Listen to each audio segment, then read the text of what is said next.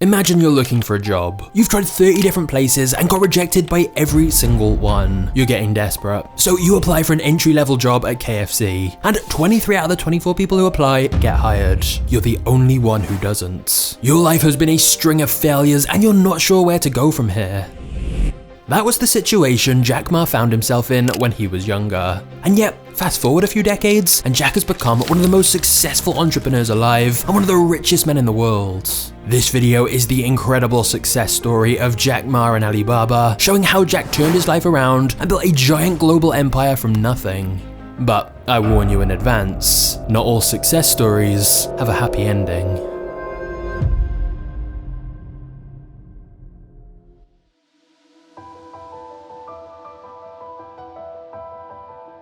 Today we know him as Jack Ma, but back in 1964 when he was born in China, he was given the name Yun, meaning cloud, and his beginnings were extremely humble. His mother worked in a factory production line, whilst his father was a photographer. They didn't have much money at all, and Jack was born at a time where entrepreneurship in China was pretty much dead. Around 90% of industrial production was in the hands of the Chinese government, and China was extremely isolated from the world, with millions in the country starving. At a young age, Jack Ma developed an interest in the English language and English literature, and he would regularly listen to recordings of Mark Twain on a shortwave radio. The problem was, he didn't really have any way to develop his English skills. But then in the 70s, China launched a new open door policy to try and get foreign trade and investment, and thus many tourists came to visit the country. And Jack used this opportunity to learn English. He'd wake up at 5 AM every morning and ride his bike 40 minutes to a big hotel in the city where many foreign tourists from Europe and the US were staying. Jack would give them a free tour of the area, and in exchange, they would teach him English.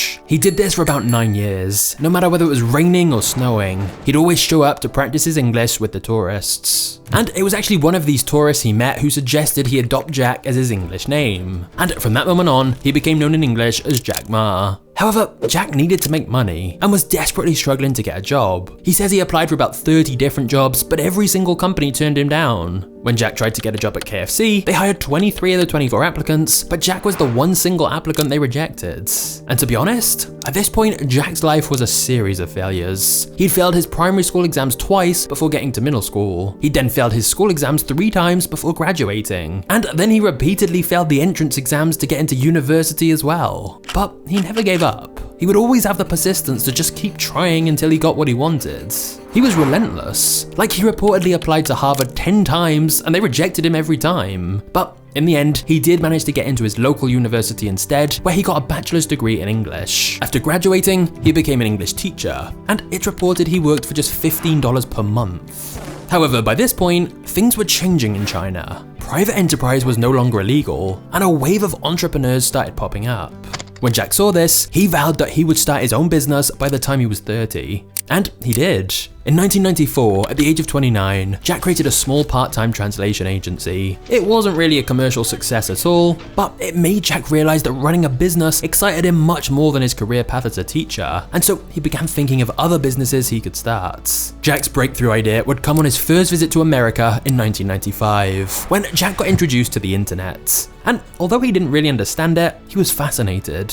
A friend told him to search for something, but at first Jack didn't want to, as he was worried he'd break the computer and wouldn't be able to pay for it. But his friend insisted. So Jack typed the first word that came to his mind, beer. The search engine showed results for different beers from all over the world, but not China. Jack was from a country of about 1 billion people, and yet there was virtually no mention of any Chinese products or services on the internet at all because of how closed off the country had been. At that moment, a seed was planted in Jack's mind that there was a huge opportunity for companies in China to do business with the rest of the world with the help of the internet. And thus, when Jack returned to China, he and a friend created a website containing info about various Chinese businesses. It was extremely basic, but the first day they put the website live, Jack's friend informed him they'd already received 5 emails. Jack said, great, but what's an email? The basic website they created proved there was demand for people in other countries to buy from Chinese manufacturers. And so Jack quit his teaching job and created his first full-time business, which he named China Pages. Jack's plan was essentially to build an online yellow pages for Chinese companies companies. This online index would help Chinese companies create their own web pages to help them attract international customers. They officially launched in July 1995, and it was one of the first companies in China devoted to the internet. The only problem was that the vast majority of companies in China had no idea about this new internet thing, so they didn't really get the appeal. In fact, China had less than 1 million internet users at the time, but Jack had a plan. To help drum up interest in his new China Pages business, Jack began widely circulating a quote from Bill Gates where he said, "The internet will change every aspect of human beings' lives." Bill Gates had a reputation as a very successful entrepreneur by this point, so the quote certainly made business owners take more notice of the internet. The only thing was, that wasn't a quote from Bill Gates. Jack completely made it up.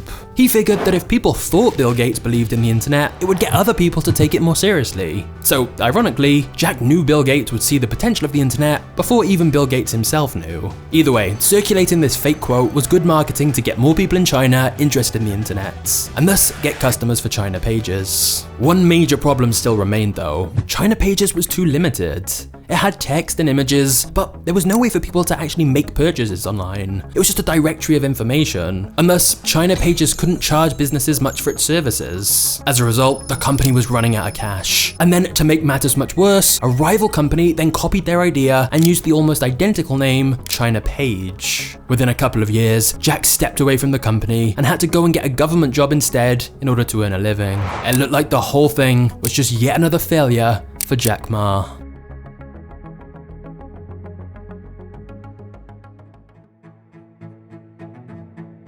Even though China Pages hadn't gone to plan, Jack knew he was onto something, and in 1999, he gathered a group of 17 friends in his apartment and gave a passionate speech about the internet, and then pitched them on the idea of an e-commerce business, essentially a B2B marketplace that let Chinese manufacturers sell directly to buyers all around the world.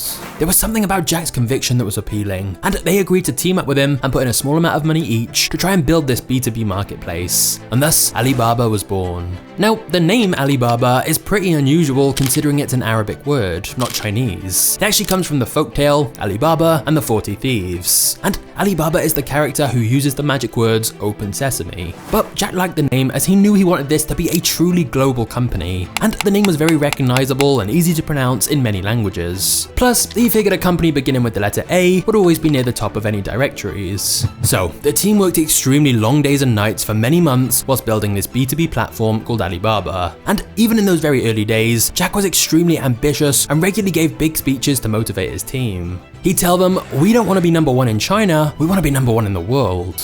Now, when Jack created Alibaba in early 1999, China had only 2 million internet users, but by the end of the year, it would reach 9 million, then 17 million 6 months later, and Alibaba was perfectly positioned to ride the wave of rapid internet growth in China. Their location also meant they could operate much cheaper. Jack's quoted as saying, "To keep one programmer happy in Silicon Valley, it takes $50,000 to $100,000. For that much money in China, I can keep 10 very smart people happy all the time." So Alibaba's operating costs were much lower when building their online marketplace. Plus, the good news for Jack was that in the late 90s, because there was so much hype around internet companies in the US, many investors were now looking at other countries like China for new companies to invest in. And this meant Jack managed to get a meeting with Goldman Sachs, who invested $5 million into Alibaba in its very early stages. Then in October 1999, Jack met with the investor Masayoshi Son. When Jack met Masa, they didn't talk about revenues or business models, they just talked about a vision of the future and what the company could become. Both men were similar in many ways, and some who observed them chatting described them as soulmates. They saw things very similarly and both liked to make quick decisions. After just 5 minutes of Jack's presentation, Masa-san interrupted to say he'd already decided he wanted to invest in Alibaba. Now, Goldman had valued the company at $10 million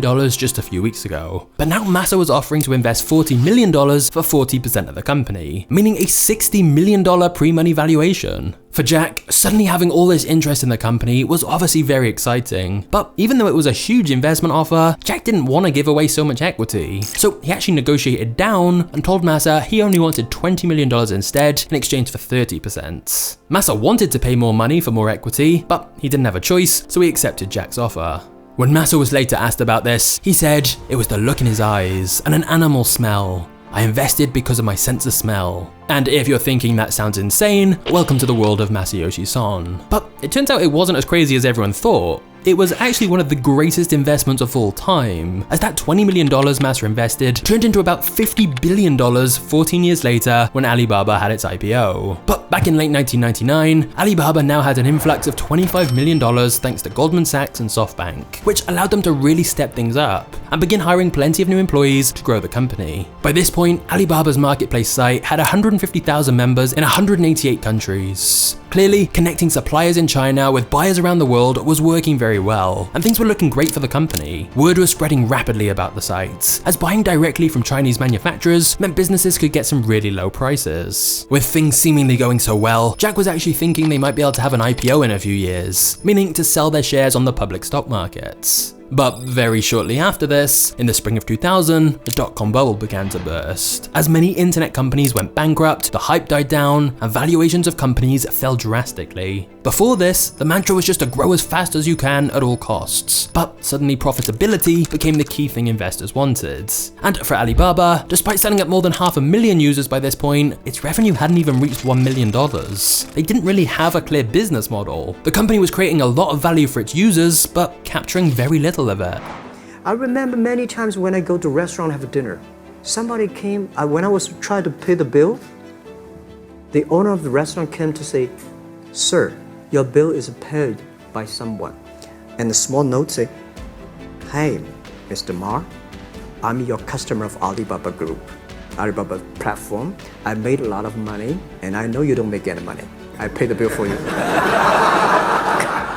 Alibaba's rapid hiring had also caused all kinds of problems, as the right systems weren't in place and expenses were rising much faster than revenue. Thus, in 2001, Businessweek published an article with the headline, "Alibaba's magic carpet is losing altitude," suggesting Alibaba could soon be over completely. Was this going to be yet another failure for Jack Ma? Time magazine had even dubbed him Crazy Jack. However, in the years after the dot-com bubble burst and internet companies' values plummeted, Alibaba managed to slash costs and get much leaner and more efficient, while simultaneously increasing its revenue. And the most crucial turning point for the company came in 2003, when Alibaba launched a new website that would catapult Jack Ma to success he'd never even dreamed of.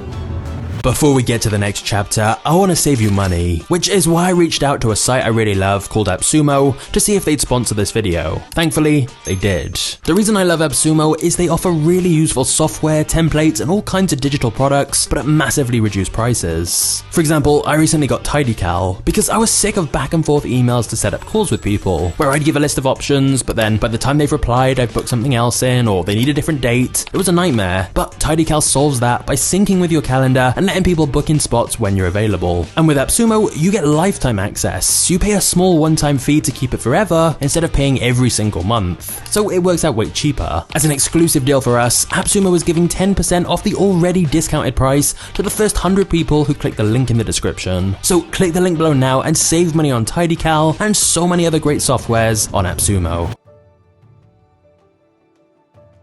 When eBay had its IPO in 1998, it had been a massive hit with investors, and in the next 2 years, its valuation grew from $2 billion to $30 billion. However, eBay wanted to expand into China, and thus they bought the largest consumer e-commerce business in China at the time, called EachNet. eBay now had an 80% share of the market, so it looked like they were perfectly positioned to dominate consumer-to-consumer sales in China. But then in 2003, Alibaba created Taobao, which roughly translates as searching for treasure. Taobao was a consumer-to-consumer marketplace like eBay instead of B2B like Alibaba's original site. Jack wanted the company to dominate in both B2B and C2C, and so he publicly declared war on eBay and had his employees dress up in army outfits one day as a symbolic gesture of the battle they were beginning. To get things started, Jack had everyone who was working on Taobao all find 4 items each to list on the site. Even Jack himself rummaged through his cupboards to find things to sell to get some initial listings. The team then worked very long hours promoting and improving the Taobao site, and Jack had his employees doing handstands during breaks to keep their energy levels up.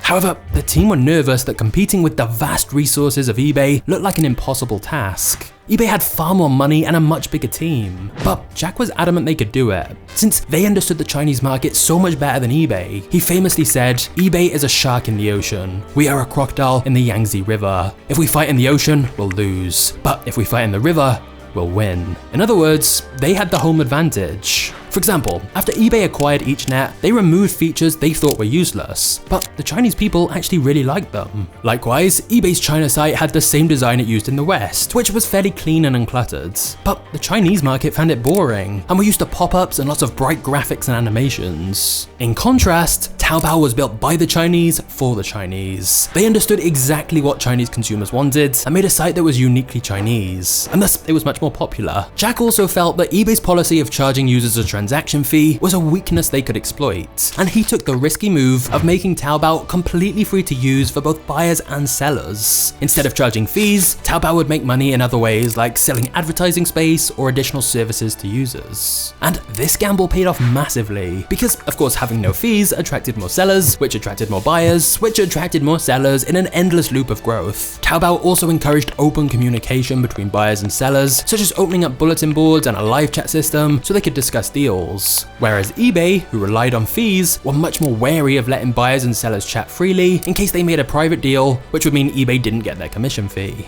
But perhaps the biggest blow to eBay's hopes of winning the Chinese market was when Alibaba introduced Alipay, its own payment solution with an escrow model that held funds securely until the transaction was fully complete, which massively established trust between buyers and sellers. By 2007, Taobao had a 67% market share, and eBay had lost hundreds of millions of dollars in its attempt to crack China. Jack Ma and Alibaba had beaten them. Jack also managed to get Yahoo to invest $1 billion into Alibaba, which only helped them ramp up expansion even faster. Whilst they didn't technically need that much investment, Jack's philosophy was raise money when we don't need it, because when you do need it, it's too late. Meanwhile, Taobao had become so popular, Jack later decided to split it into 3 different marketplaces. Firstly, they kept their consumer-to-consumer marketplace, which was like eBay under the name Taobao. This was where individuals could buy and sell goods to each other, and was like a collection of digital market stalls. Buying from here felt like actually being at a Chinese street market. You use Alibaba's chat application to haggle about prices or negotiate free shipping, and a vendor might hold up a product on a webcam to give you a live demonstration and sales pitch. On Taobao, you'll find pretty much everything, including some really bizarre listings, like one student began selling earrings made from dead mosquitoes, or you can rent a fake boyfriend or girlfriend for social events. But then secondly, Jack opened Taobao Mall, known as Tmall, which is an online shopping portal for businesses to sell directly to consumers, kind of like Amazon. Once again, you can buy pretty much anything, from groceries to cars. It's the largest virtual shopping mall in the world, and this is where larger and more luxury brands go to sell their goods. For example, Apple or Burberry. And here on Tmall, Alibaba does take a small commission on each sale. But then finally, there's also eTao, a shopping search engine to compare deals and discounts. So basically, whilst Alibaba was started as a B2B marketplace, and is actually the world's biggest business-to-business trading platform, their original site has actually been eclipsed by their consumer-facing websites like Taobao and Tmall. That's why Alibaba is such a dominant force in e-commerce. No matter who is selling to who, they own the platform for the trade to happen. And they also own the payment service too, Alipay, which is the most popular payment tool in China. Even many non-Alibaba sites use Alipay, and Chinese citizens use it for money transfers, paying for things in physical stores, even paying for water and electricity bills. But if you thought Jack Ma was just stopping at dominating online shopping, think again.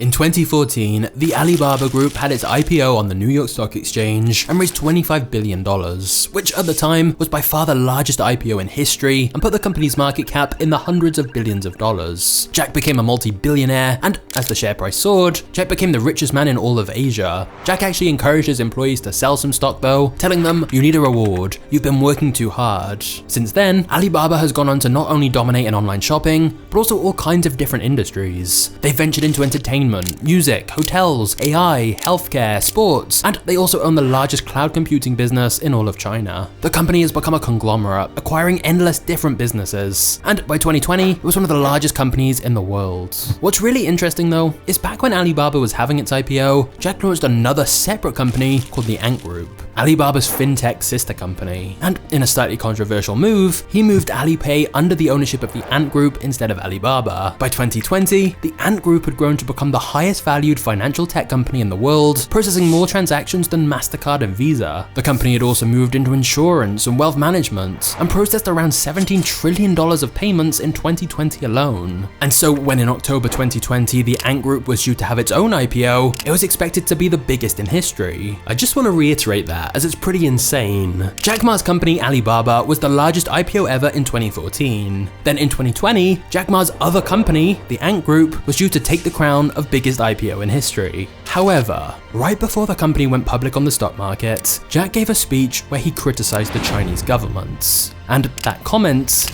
would change everything.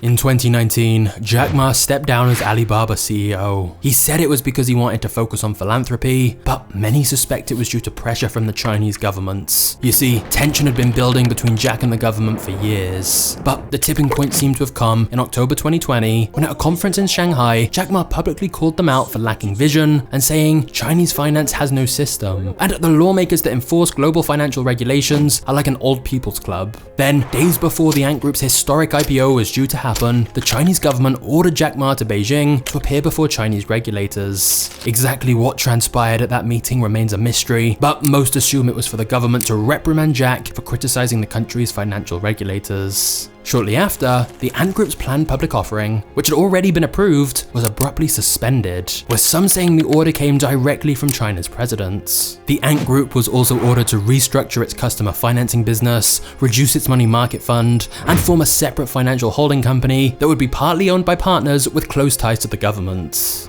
The Ant Group was also ordered to share data with the government and other companies, effectively taking away its main competitive advantage. The news wasn't any better for the other half of Jack's empire, as in April 2021, the government levied a record $2.8 billion fine against Alibaba for antitrust violations, accusing the company of monopolistic conduct. In addition, they ordered the deletion of Alibaba's internet browser from app stores, which at its height had 400 million active users. Now, here's a sentence that isn't said very often on YouTube.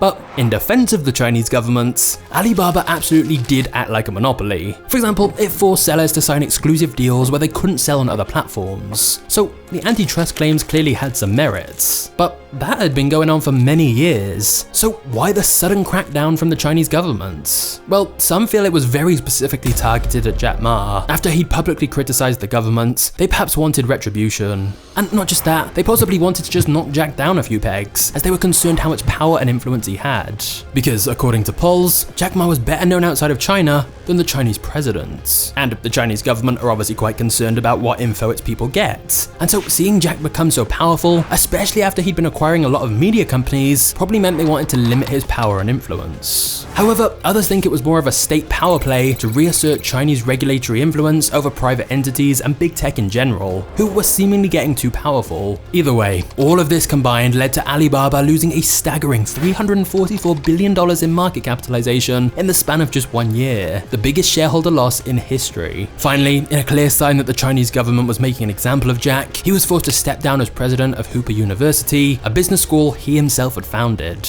With his empire seemingly crumbling, Jack Ma then mysteriously disappeared from the public eye, prompting speculation of his whereabouts and if he was even still alive.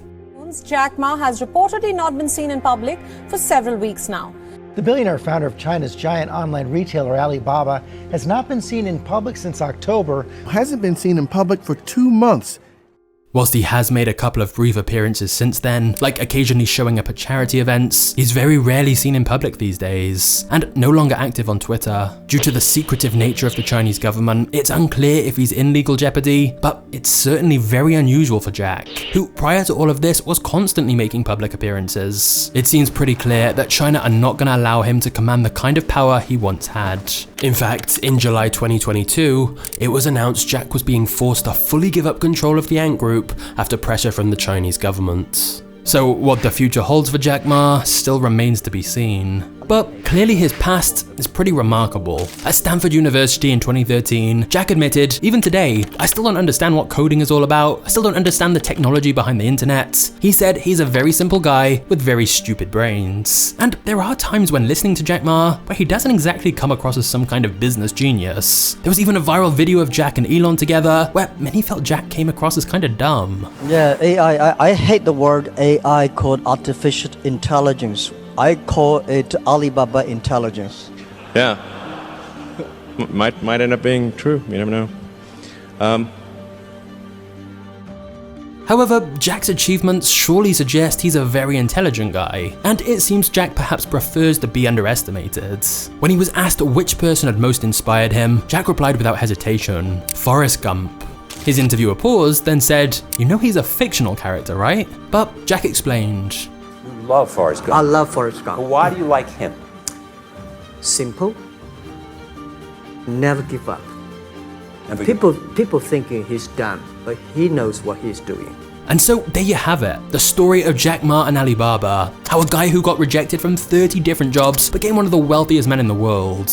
And if you enjoyed this, I have one quick favor. Please consider subscribing to Magnates Media for lots more entrepreneurial stories like this, like the insane rise of Airbnb, or the tale of Mark Zuckerberg's enemy, the Bitcoin billionaires. You can watch either of those videos right now by clicking here, so just take your pick, and I'll see you there. Cheers.